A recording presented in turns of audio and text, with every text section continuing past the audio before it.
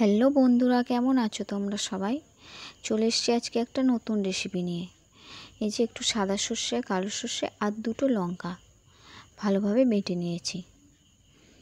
বেটে নেওয়ার পরে একটু সর্ষের তেল, লবণ আর একটু ওই মশলাগুলো হলুদ, লঙ্কা ভালো করে মিক্স করে নিয়ে আর এদিকে কুমড়ো পাতাগুলো ভালোভাবে ধুয়ে জল ঝরিয়ে রেখে দিয়েছিলাম। তারপরে এই ইলিশ মাছটা ভেজে রাখা হয়েছিল, আগের দিনে রাখা ছিল তাই।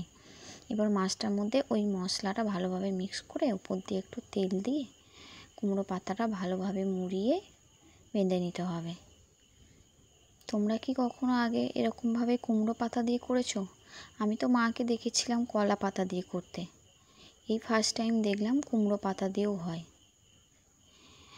বলেছিল লাউ পাতার জন্য, লাউ পাতা দিয়ে হলে নাকি লাউ পাতাটা তো নরম হয় বেশি, তাই লাউ শাকটা খাওয়া যেত।